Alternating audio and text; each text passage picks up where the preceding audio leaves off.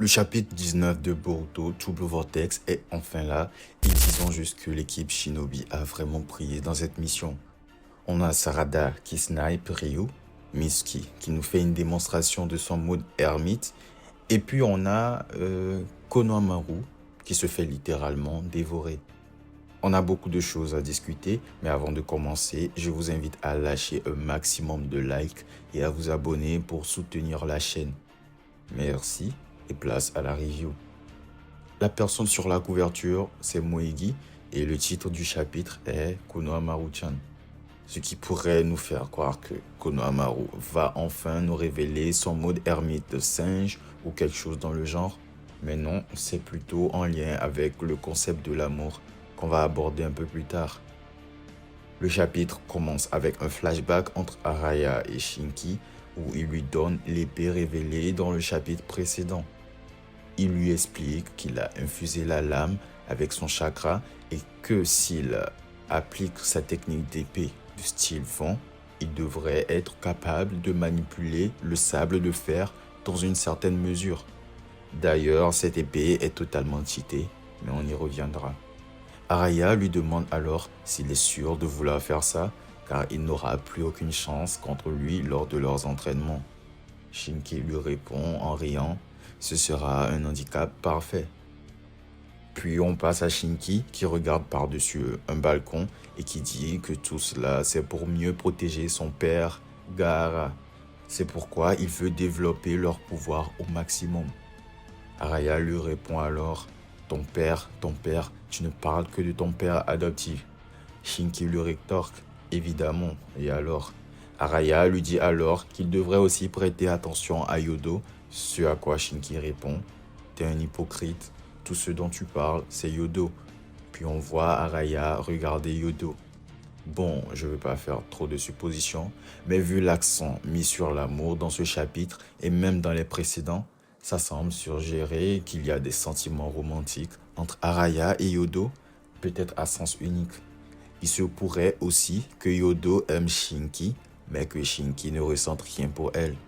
Ce qui expliquerait pourquoi elle a été aussi irrationnelle lorsqu'il s'agissait de sauver Shinki. Et c'est assez drôle parce que Jura sous-entend ça plus tard dans le chapitre. Revenons au présent, où Araya utilise la capacité de cette lame qu'il appelle Jitetsu Ryofujin. En gros, la lame scellante de sable magnétique pour libérer Mitsuki des effets du sable de Ryu. Comme l'explique Sarada, Araya prend alors le contrôle de la mission et leur dit à elle et Mitsuki d'attaquer, pendant qu'il s'occupe de la limaille de fer pour eux. Ryu répond qu'il est bien trop confiant, mais que cela le motive encore plus. Ensuite, il utilise la limaille de fer et d'ailleurs la case, elle est incroyable.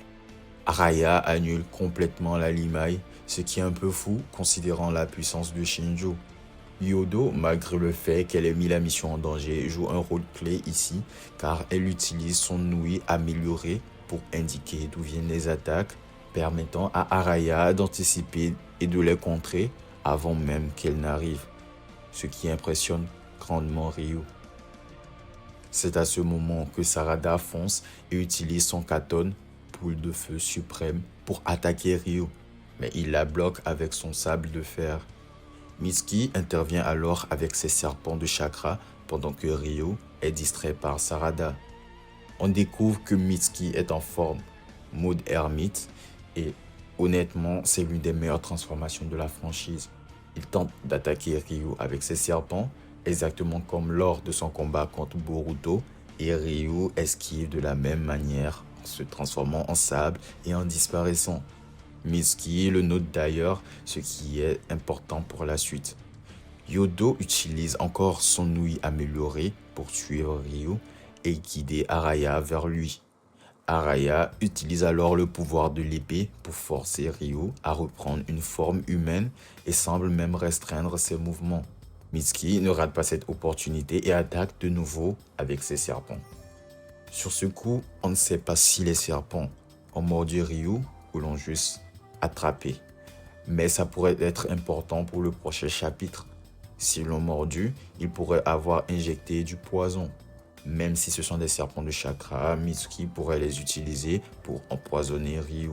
Sarada active alors son Sharingan et fonce avec un Chidori, frappant Ryu au torse, ce qui rappelle son combat contre Boro. Mais Ryu se transforme encore en sable et se cache, ce qui pousse Sarada à dire que son attaque était trop superficielle. Puis on passe à la conversation entre Matsuri et Konohamaru et honnêtement, Konohamaru pourrait bien être le pire ninja de toute la franchise. Konohamaru, plutôt que de jouer le jeu pour la mission, commence à s'embrouiller avec elle. Son seul travail était justement de la manipuler pour qu'elle baisse sa garde. Il met en danger toute la planète juste pour une question de surnom. Toute sa mission repose sur le fait de manipuler Matsuri en exploitant ses sentiments afin qu'elle baisse sa garde et qu'il puisse la neutraliser. Pourtant, il met tout en péril juste parce qu'il refuse qu'elle l'appelle Konohamaru-chan. C'est insensé. Matsuri devient hystérique et dit qu'elle ne supporte pas ses sentiments et la seule solution est de le dévorer. On voit Eida observer et dire que Konohamaru est en difficulté et peut être dévoré à tout moment. Boruto et Kashinkoji demandent des nouvelles de Sarada et des autres face à Ryu. Eida dit qu'ils ont réussi à tenir leur position, mais que Konohamaru est en danger. Boruto veut bien entendu intervenir, mais Kashinkoji lui dit non. Retour à la dimension des Shinju, où Jura, Hidari et Bug discutent du concept de l'amour. Selon Jura, l'amour pousse les humains à prendre des décisions irrationnelles. Il l'a vu avec l'équipe 10 qui a préféré protéger Himawari au lieu de se sauver eux-mêmes. Il en conclut que l'amour est une menace, même pour eux, et qu'ils doivent le comprendre et le surpasser. Ce chapitre fait d'ailleurs écho à Matrix, où Neo choisit de sauver Trinity au lieu de suivre son destin, car l'amour influence nos choix et notre pourquoi. Le parallèle est clair, et sachant que Boruto est fortement inspiré de Matrix, il ne serait pas étonnant qu'il intervienne pour sauver Sarada. Retour au combat, Araya utilise sa lame pour contrer la capacité de Ryu à transformer son corps en sable de fer. Ryu reforme son corps et invoque les salissures de griffes depuis sa marque. Mitsuki, en mode ermite, utilise ses serpents et Sarada utilise le Katon pour attaquer les mini-jubi. Mais il y en a trop.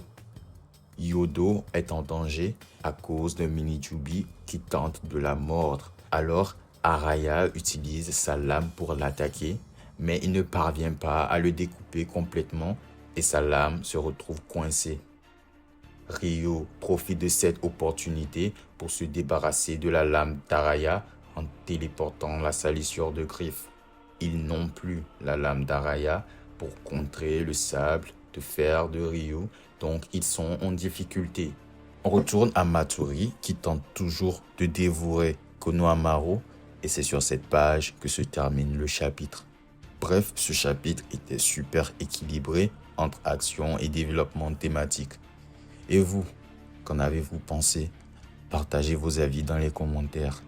Et si vous avez aimé cette vidéo, n'oubliez pas de laisser un like et de vous abonner à la chaîne. Je vous dis à la prochaine. Peace.